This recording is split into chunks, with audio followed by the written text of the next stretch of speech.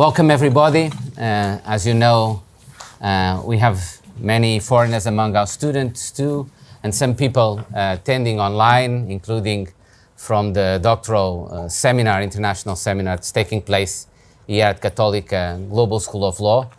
So we will do this session in English, but I wanted to start by thanking very much Justice Luís Roberto Barroso for having accepted our invitation to come here, and to come here in what is always a very special moment for us, perhaps the most special moment of the year for Católica Global School of Law, that is our most distinguished lecture, a lecture that is honored, named after Francisco Lucas Pires, and I want very much to thank again the family for being here, in particular Teresa, but all the sons too.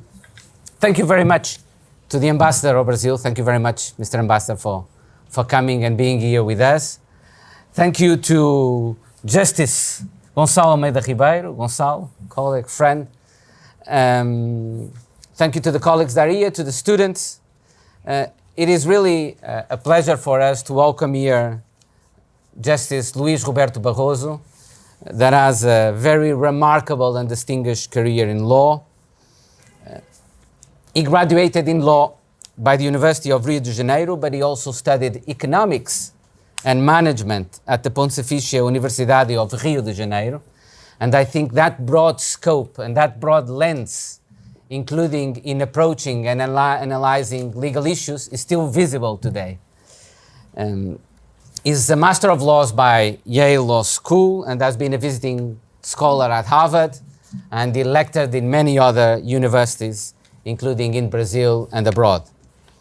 He's been a lawyer and attorney in some of Brazil's most famous cases, while also being an established scholar, in particular in the field of constitutional law. In 2013, he was appointed to Brazil's Supreme Court, where he has also served as president of the Electoral Court and gained a reputation of staunch independence. A lawyer, a professor, a justice of the highest caliber. He brings together in all these three dimensions what we teach at Católica Global School of Law: thinking the law, advocating and arguing about the law, interpreting and adjudicating the law. But he's also a perfect fit for this lecture for other reasons. Some of them have to do with what he has in common with Francisco Lucas Pires. He is, as Francisco Lucas Pires was, a legal writer that merges a profound technical control of the law with an almost literary style of writing. He is also someone that is profoundly creative while remaining deeply loyal to the foundations of the law. And he has an approach to law and to the role that lawyers have to play that is embedded in a deeper understanding of the role of law in society, and therefore requires an understanding of that society itself. Today's topic, the topic that he chose for today, I think it's a very good example of this approach to law. In that respect, is also emblematic, if I can say so, of the total law and contextual approach to the teaching and the study of law we adopt here at Católica Global School of Law. And this, I have to say this, is one of the reasons why we hope, perhaps in the future, to have the benefit of having him teach our students too. There is not in exile, I hope. If necessary, yes, but I hope not. I'm certain that will not be the case. There is no good lawyer that only knows the law.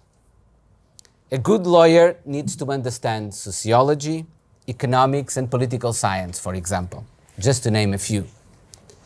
But we don't train and we don't want sociologists, political scientists, or economists of the law. What we want and what we train is lawyers that understand, interpret, and apply better the law, since they know how to use the insights of the other disciplines to better understand both the mechanics of law and the context in which that law was born, and the context in which it is to be applied. Luís Roberto Barroso, Justice Barroso, is an exemplary lawyer of this type. It's enough if you read, and I would strongly recommend you, some of his articles and judicial opinions. His understanding of the law and his practice of the law, arguing before, adjudicating now, is enriched by the insights of his widespread knowledge of other areas and other disciplines. He is also, therefore, a lawyer and a judge that demonstrates how artificial is the boundary between practice and theory. There is no good practice that is not informed by theory, and there is no good theory that is falsified in practice. He knows this and he practices this. He has had to be a judge in a particular period, to be a judge in the world, and perhaps in Brazil a little bit more so. He has to decide in cases, for example, involving not one, not two, but 3 presidents. The way he has done so, without preference or partisanship, without fear or pomp, is a testament to his integrity and an example of what a judge should be.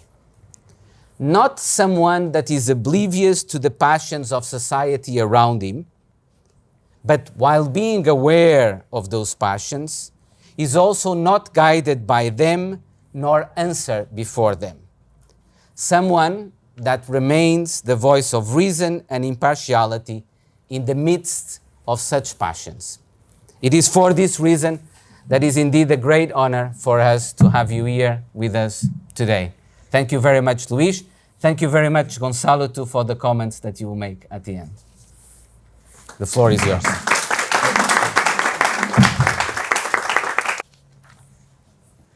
Do I have to live up for this introduction? I'm sure you will. Good afternoon, everyone. It's an honor and a pleasure to be here this afternoon and to share with you all some ideas and some thoughts on this subject, democracy, social media, and freedom of expression. I want to thank the Catholic University for the invitation, and I very especially want to thank my good friend Miguel Maduro for inviting me and for this exaggerated introduction that almost embarrassed me. I didn't recognize myself in his description. And also my good friend Gonçalo de Almeida Ribeiro, who I met in Harvard when he was a brilliant SJD, beginning a wonderful teaching career. It's a pleasure, Gonçalo, to have you here also. So I have divided this presentation in 3 parts. First part is dedicated to democracy and authoritarian populism. Second part to digital revolution. And the third part to social media and freedom of expression. I want to greet the family of the late Francisco Lucas Pires, who gives the name to this lecture. And it's also a pleasure and an honor to have you all here and to be able to participate in an event that honors the memory of Francisco Lucas Pires. So here I start. The first thing I want to say, and Miguel was talking about interpretation. Interpretation always shows the perspective, the view of the interpreter. This is something that modern legal theory identifies. So we interpret according to our point of view, according to our background, according to our values, and this is undeniable. I like to illustrate what I'm saying with an example, with an anecdote. I was in Rome before I came here, and they took me to the Colosseum at night, to visit the Colosseum at night. And that reminded me of a story. The Brazilian soccer team went to Rome. That was in the 60s. And there was a very famous player, a brilliant player, but not very educated man, who was Mané Garrincha. He was from Ponta Direita. And after the game with the Italian team, they took him for a city tour. And at the end of the city tour, when he got to the hotel, a journalist asked him if he had enjoyed the trip. And he said, I don't know why they talk so much about this Colosseum. It's smaller than any soccer stadium, and it needs an urgent remodeling. So it really depends on how you see things and the background that you carry, and that makes a difference. So part one, democracy and authoritarian populism. Constitutional democracy was the prevailing ideology of the 20th century, having defeated all the alternatives that disputed with it throughout the century. Communism, fascism, Nazism, military regimes, and religious fundamentalisms. Constitutional democracy, thus the winning ideology of the 20th century, it actually can be seen as a coin with two faces: democracy on one side and constitutionalism on the other side. So democracy means, on one face of the coin, popular sovereignty, free elections, and rule of the majority. And on the other side of the coin, democracy means limited power, rule of the law, and protection of fundamental rights. So this is the scenario in which we are going to be exchanging these ideas here. And one thing I want to add is most constitutional democracies in the world these days also have in their institutional arrangement a Supreme Court or a constitutional court, whose mission is, or one of its main missions is, to arbitrate the tensions that always exist between democracy, that is the rule of the majority on one hand, the will of the majority on one hand, and the protection of the rule of the law and of fundamental rights on the other hand. So the role of a Supreme Court or of a constitutional court is basically to limit the exercise of power by majoritarian leaders. And one last conceptual note I would like to make: contemporary democracies are made of votes, rights, and reasons. And what I want to mean by that is that constitutional democracy is not limited to the electoral moment, to the legitimacy that comes from the ballots. Democracy is also made by the respect for fundamental rights of everyone, and it's also characterized by a permanent public debate that legitimizes the decisions over time. That's why I say votes, rights, and reasons characterize democracy in our days. Although I said that it was the victorious ideology of the 20th century, something seems not to be going so well with democracy these days in many parts of the world, in a scenario that is identified by different political scientists as democratic recession, democratic backsliding, authoritarian legalism, abusive constitutionalism, or other derogatory terms. These are expressions that have been utilized to identify experiences like the ones that have gone on or are going on in countries like Hungary, Poland, Turkey, the Philippines, Venezuela, Nicaragua, and El Salvador. I'm only mentioning the names because this is an academic environment, and of course, I want to be very precise about it. And even consolidated democracies had problems.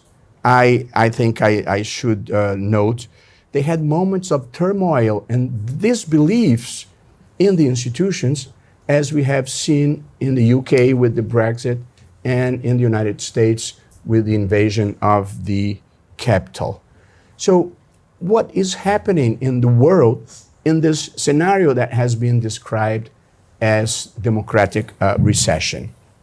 And I would say the world is witnessing an authoritarian, anti-pluralist, and anti-institutional wave, and consequently authoritarian wave that poses serious risks to democracy. Populism, authoritarian populism, can be either left-wing or right-wing, but currently in the world it's right-wing extremism, often xenophobic, homophobic, that has prevailed and has become a matter of concern for Democrats everywhere. The hallmark, I would say, of right-wing populism is the division of society in two groups, we and them. That's a typical populist attitude. When a democracy is always we, never we and them. But the populism playbook divides society in we, or us, the pure, decent, and conservative people, and on the other side, them, the elites, cosmopolitan, corrupt, and liberal. That's very typical wherever populism is installed everywhere. There are many causes for what's going on in the world and for this exploration of resentment in many parts of the world. There are political causes. The electoral systems do not give voice and relevance to citizenship. They don't feel represented. In many parts of the world, you hear the motto, they don't represent us. So there is a problem with representative democracy. There are social causes. In some parts of the world, the unemployment rates are very high. In other parts of the world, there is kind of a stagnation and the middle class didn't progress, and that generates a resentment. And there is what I like to call an identity cultural cause. In the past decades, there has been the advancement of an agenda of human rights protection, of affirmative action for people of African origins, of environmental protections, of gay rights, of protection of indigenous peoples. And many people felt excluded and mainly felt that they were losing a hegemony that they always thought they had and that they wanted to keep. I like to say that these causes that I just mentioned are not progressive causes. These are the causes of humankind. These are the causes of humanism. It doesn't belong to a group. It's the cause that everyone should defend, that people are equal and that they deserve respect and concern. Populist authoritarian extremism uses the same strategies all over the world, which are basically three. First one is a direct communication with their supporters and with the masses, usually using social media. Second, as a consequence, the bypass of intermediary institutions like the legislature, like the press, like civil society organizations. And in third place, they usually attack Supreme Courts or constitutional courts as the main representatives of the elites that they need to fight. So one thing that's interesting, when I was young and Miguel was younger, Gonzalo is still very young, but when we were all younger, we would talk about the international communism in the world. There was a major international movement on the left. Well, this has changed, and right now what we see is a far-right network around the world, and they travel around, they communicate, they have an organic behavior in different parts.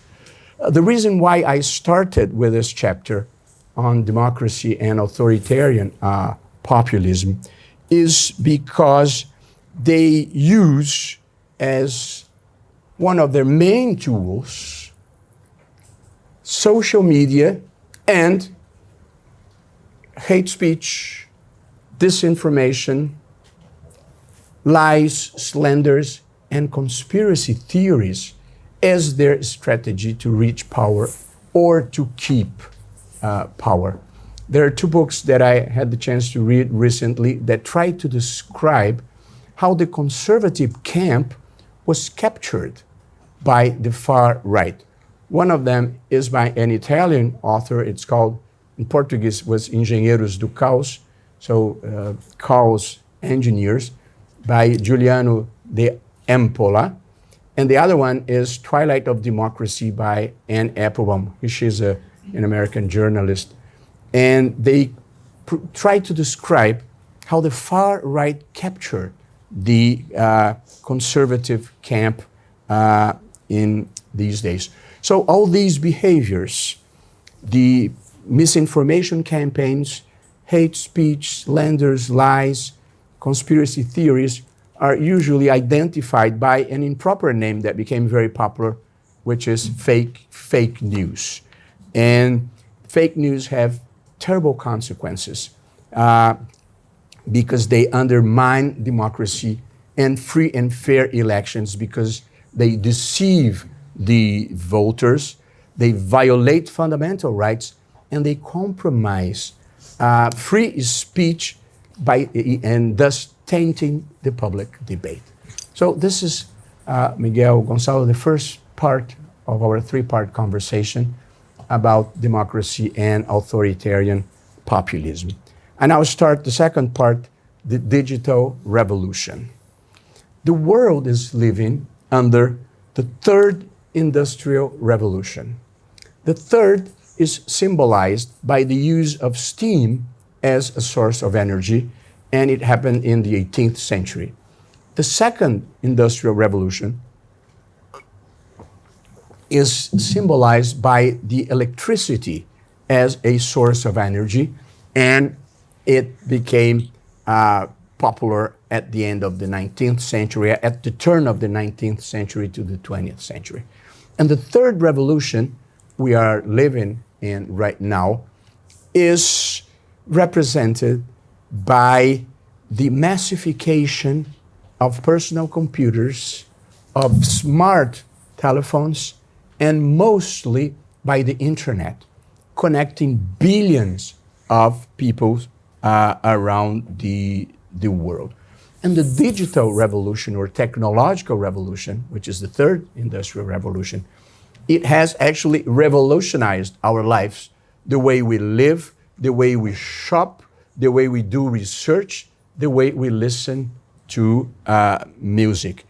We all have a new vocabulary with words that until the day before yesterday we had never heard, that identify utilities and applications without which we wouldn't know how to live anymore. And I made a short list here to share here. First one is Google.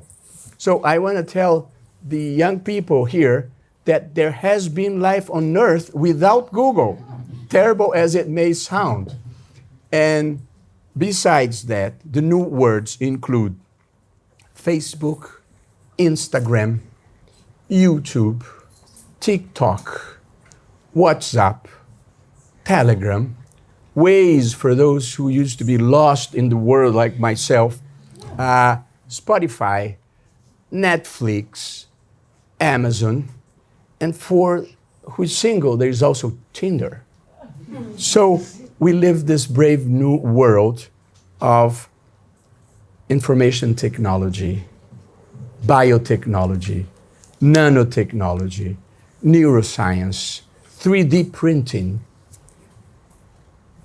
quantum computing, Internet of Things, autonomous cars, you name it. Algorithm is becoming the most important concept of our time. When, once again, Miguel and I were much younger, the most valuable companies were the ones that produce oil, like Exxon and Shell, or car makers like Ford and General Motors, or the major manufacturer of equipments and appliances, which was General Electric. Well, none of them these days figure as the most valuable companies in the world. Now they are Apple, Amazon, Facebook, Google, and Microsoft, with their new names, Meta and Alphabet. So sometimes we take for granted that we are in the midst of a major revolution that's going to change our lives with all the benefits it brings, all the benefits. Life is much simpler now. I'm happy that I could be here, but I've been giving talks in different parts of the world from my office at home, and that's something fantastic that we could do. Miguel and I participate in an event every year at Yale that gathers Supreme Court justices from different parts of the world, and during the pandemic, we did it online. So I think that the technological revolution brought many good things and made life easier and better.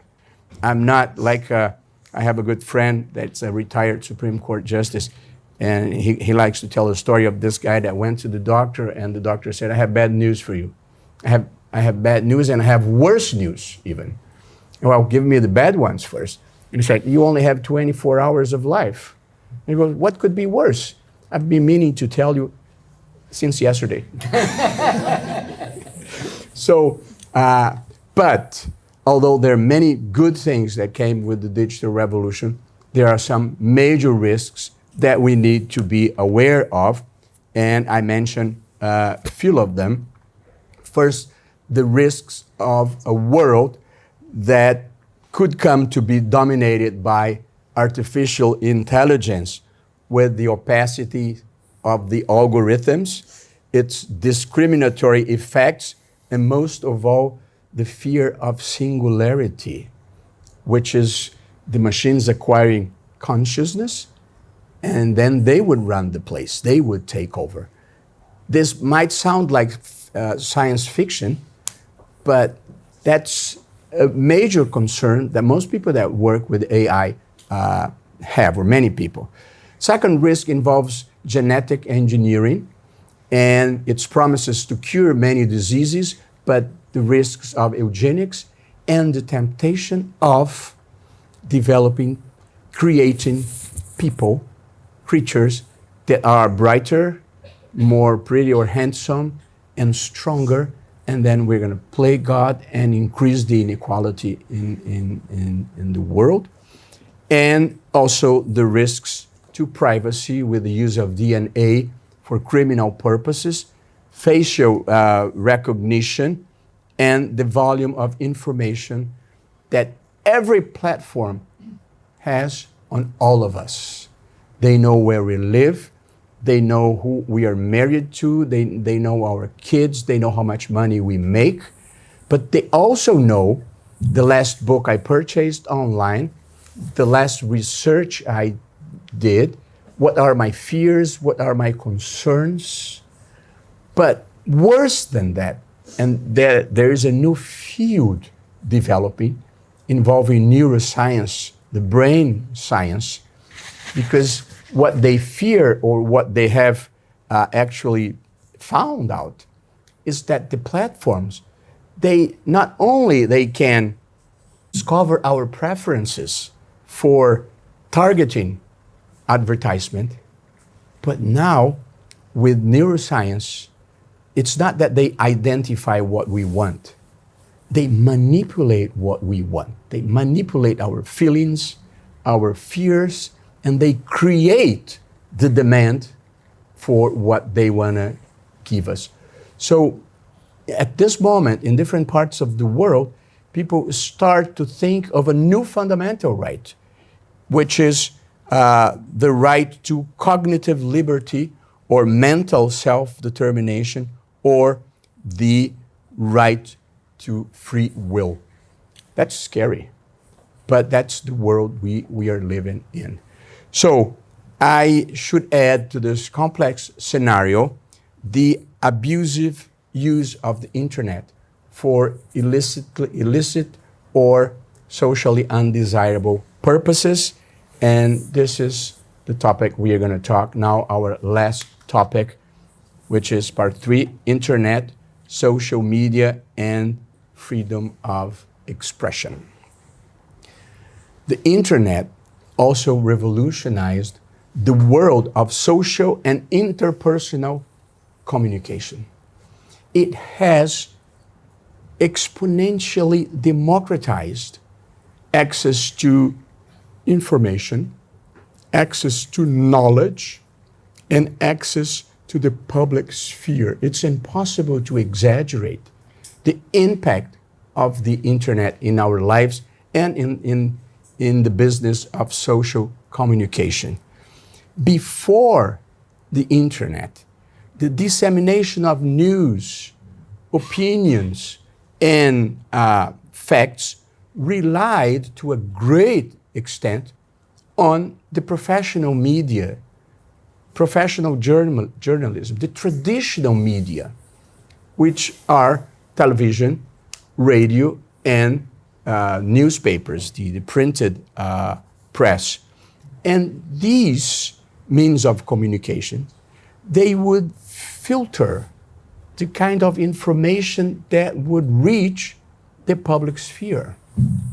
So they would have some control, editorial control, on the veracity and civility of what was reaching the public more generally.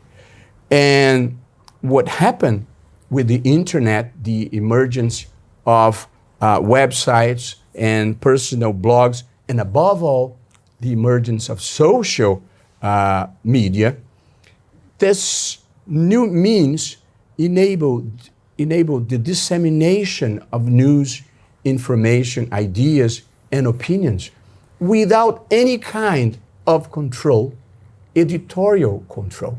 So now anything can reach the public space, the public sphere, the public square, what includes also, as I've been saying, disinformation, hate speech, conspiracy theories, slander, deliberate lying. So there is a positive side with the democratization, and there is a negative side. We gave space, we gave room to bad things going online.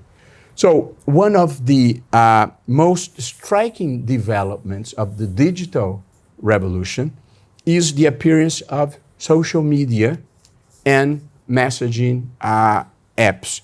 And here, I want to stress, I want to highlight a major change that occurred in our lives. In Brazil, the best-selling newspaper is O Globo. And the second best-selling newspaper is Folha de São Paulo. They sell approximately 300,000 copies in their digital subscription. 3,100. The New York Times might sell 1 million, maybe 1 million, 1.5 million. Might have 1.5 million subscribers.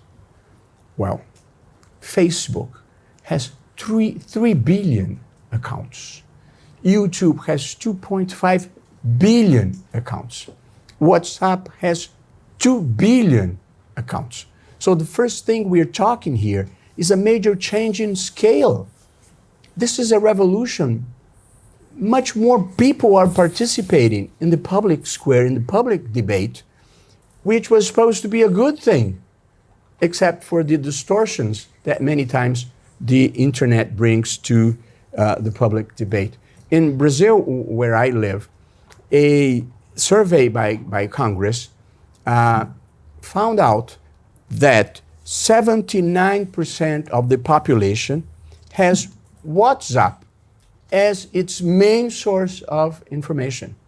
Television, that used to be the queen of my first youth, my third youth now, it's only responsible for 50% as a source of information for people broadly. YouTube, 49%, Facebook, 44%, news sites, 38%, and people like me that still read newspapers, only 8% are informed by newspapers. You should see the face that my kids look at me when I have a paper in my hands, as if I were like a Jurassic character coming out of some movie. Well, these changes bring some major and, to a certain point, negative consequences. The first, as I have been saying, the unfiltered circulation of disinformation. Secondly, and this is very important for whoever is worried about democracy, the second is tribalization of life, meaning people talking only to their tribes, to their groups, forming clusters of people that think alike. And then when you only talk to people that think alike, you radicalize your discourse and you become progressively more intolerant. And that's a major problem that we see in the world, the polarization. But polarization has always existed.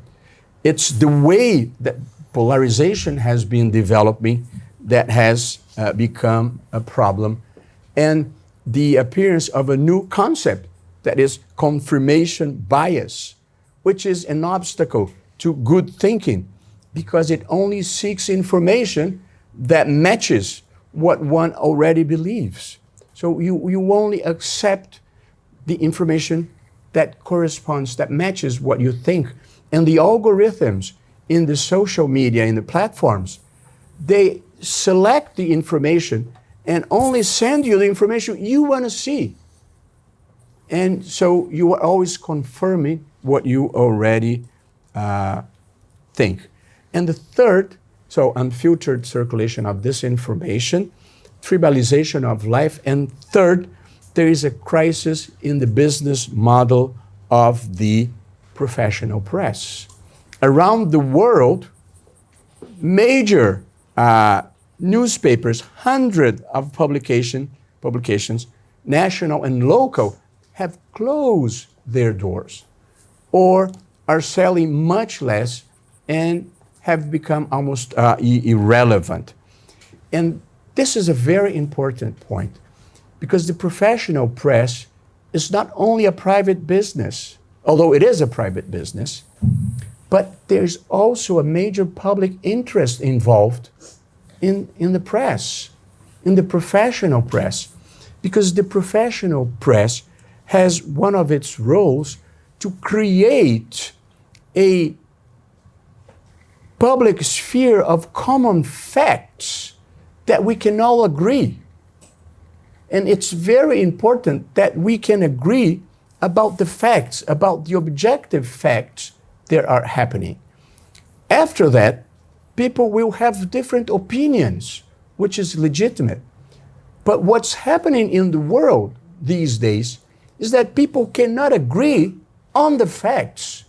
And everyone has his or her proper narrative to what's going on. And there's no way you can communicate and develop common ground if you're speaking different languages. So this that I have in my pocket, this is a pen. This is a blue pen. This is a fact. After that, one can say, I don't like blue, I prefer black. Or one can say, I think you are a Jurassic person having a ball pen in the world of personal computer. Or you have an important pen, it makes no sense. Whatever. But if someone says that I have a tire in my hands, there's no way we can talk. because we are not talking the same language. And this is what is happening in the world. People cannot agree on the same facts. And there is a problem, I think, with the decay of the professional press.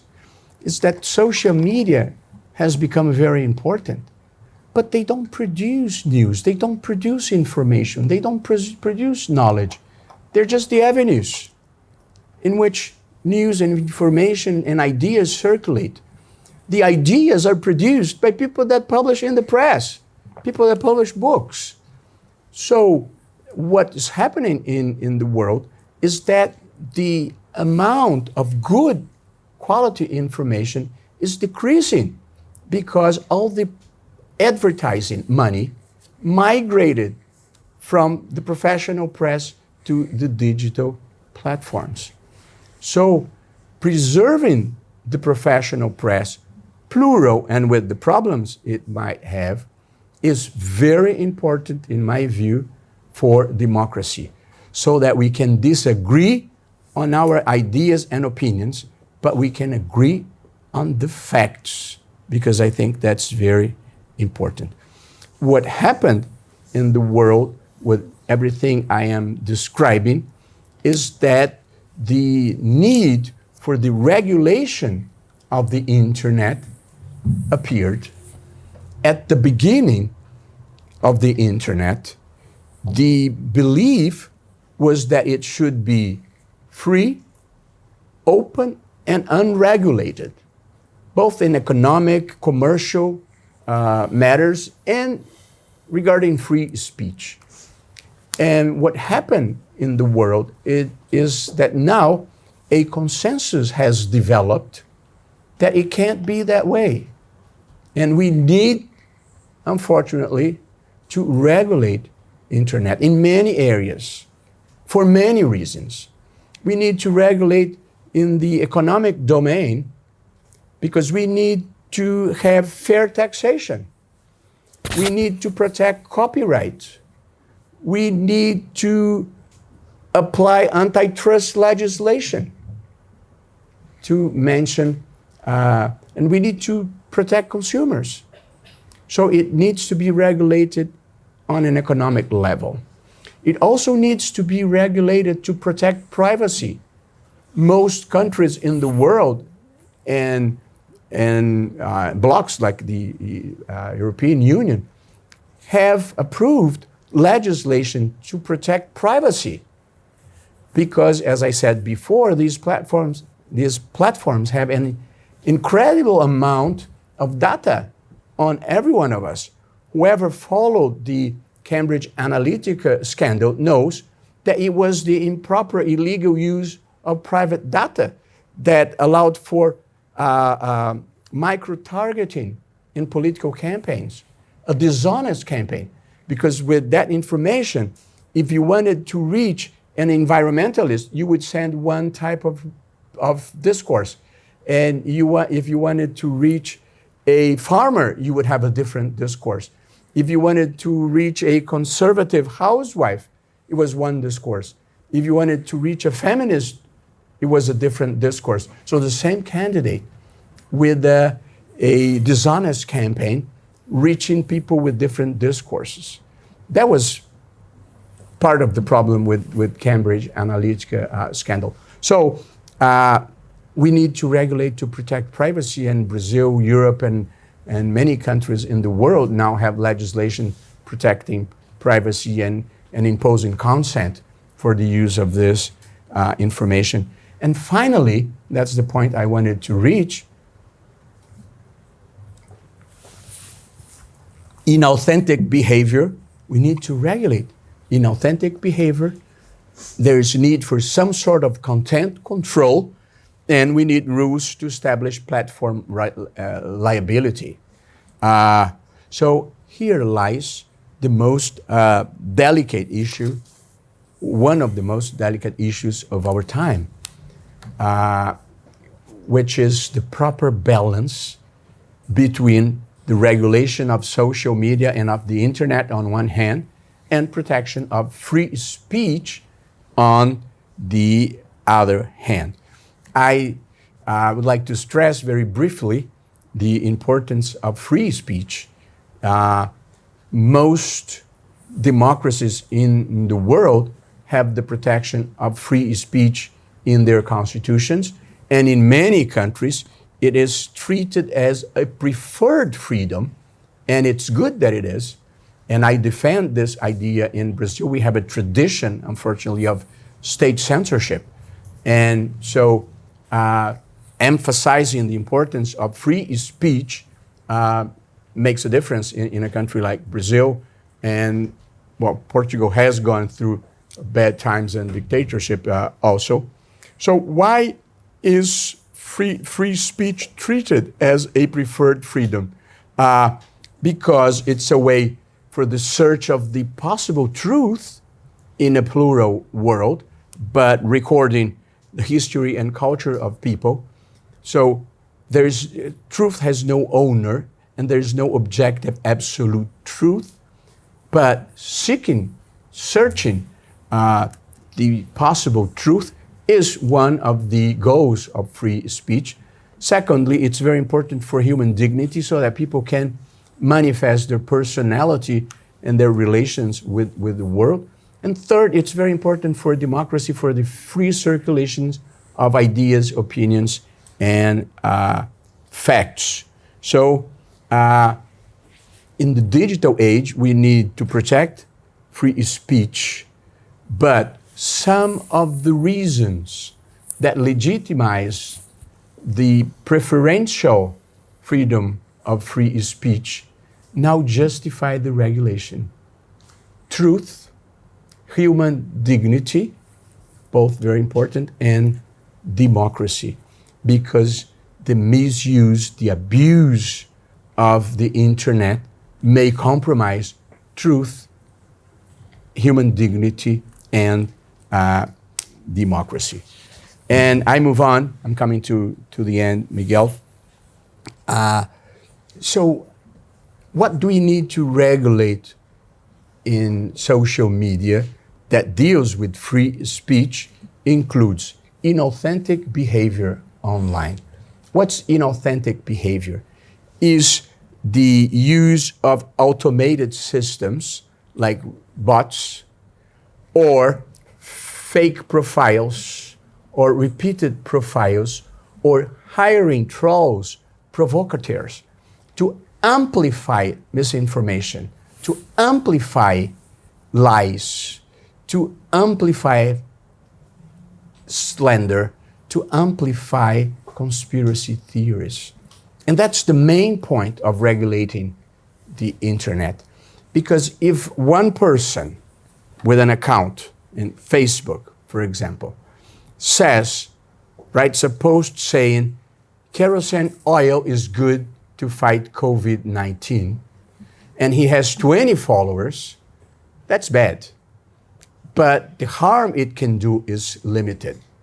But if that post is amplified and reaches thousands of people, then you have a public health issue.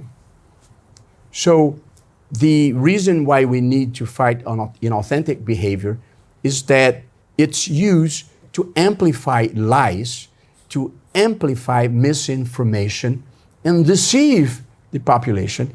And many times it's used to drown out information that you don't want to come out. So there's some bad news that you don't want people to pay attention. You create some fake news and you amplify that as much as you can. And the truth that you don't want to appear will be hidden, will be flooded by the lies you were able to make reach the public sphere. Second, we need to regulate for illegal content. You cannot use the internet for child sexual abuse or for terrorism or for the sale of arms or drugs or whatever. And we also need to fight disinformation, which consists of deliberate lying and creating false perceptions and destroying democracy and the public debate. There are three important observations I want to make here. Unlike what happened before when the traditional media was in charge, and at that time, it was very difficult to reach the public sphere. There was a scarcity of information. In the world we live now, there is such an abundance of information that what is lacking is attention. What is difficult is to catch the attention of the reader. Anyone can post something in Facebook and potentially reach 3 billion people. But there are 3 billion people posting messages. So what's really difficult to get is attention. That's the first observation. The second observation goes against the human condition, Miguel and Gonzalo, sadly, which is, according to studies, false, defamatory, and sensationalist content that sparks anger and hatred produce much more engagement than factual, moderate, and rational publications. And the third consequence from the two first ones is that these facts provide the platforms with the wrong incentives, and they have a natural business tendency of amplifying what sparks anger or hatred or lies or sensationalism, because the way they are paid by advertisers is by the number of clicks, by the amount of accesses. And if bad journalism or bad news bring more engagement, that brings more income. And so you have the wrong incentive, and that is also a problem. There were a few more things I would like to say. One thing that we don't want to do is to replace state censorship with private censorship by the platforms. So here again, there is a proper balance to be reached.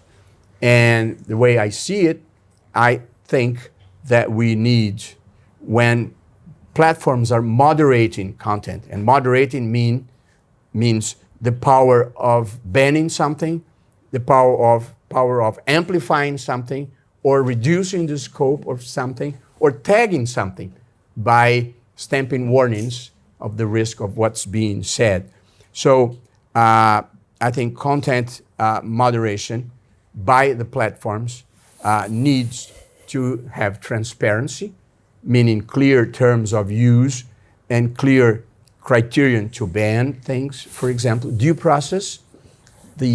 Whoever is banned or has a post removed needs to be notified and needs to have the reason why it was done, albeit very objectively, but you should know the reason why your post was removed. And they must have fairness, meaning they can't remove posts because they don't like women or don't like gays or don't like Afro ascendancy. Those are unacceptable elements of discrimination. So fairness, transparency, due process, and fairness are required. But one thing that's important, taking into account the amount of posts. We're talking about millions, maybe billions of posts every day. So there's no way you can control that unless you use algorithms. Now they're back. And the algorithms make mistake. Two of the most egregious mistakes were a breast cancer campaign was removed as pornography, and that very famous picture of a girl fleeing a napalm attack in Vietnam was removed as pedophilia, as child abuse. So algorithms make mistake, but there's no way the platform can control everything that's done. There are two main models of liability for the platforms. The one that is used in Europe and the one that we use in Brazil. In Europe, the platform is liable if after a extrajudicial notification they don't remove content.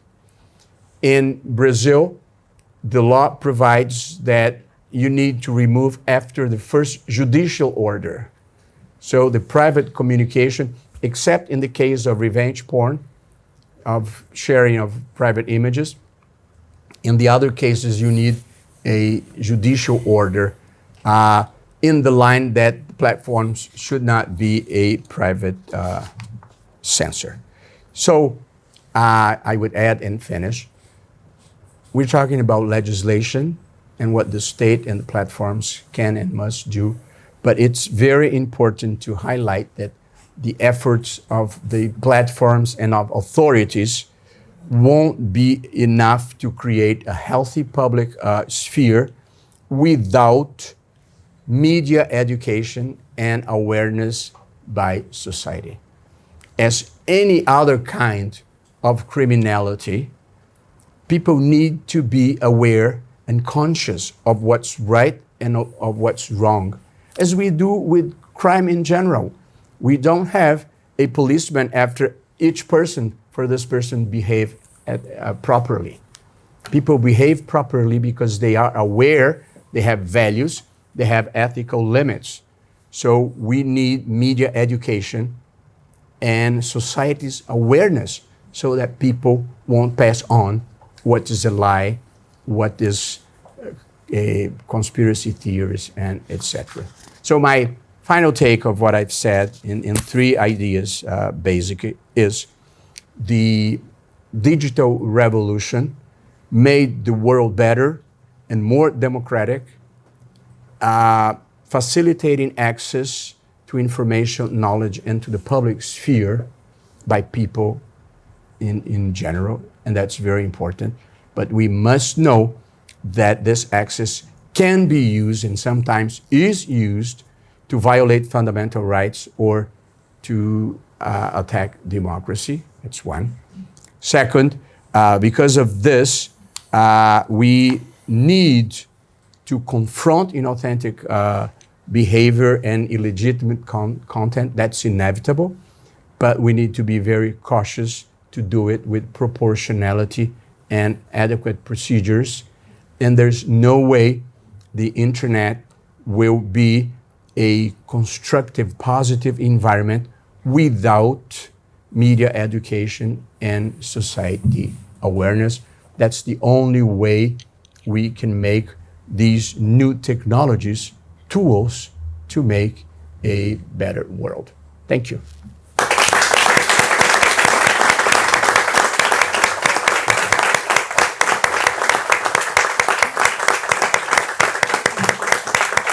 Thank you very much.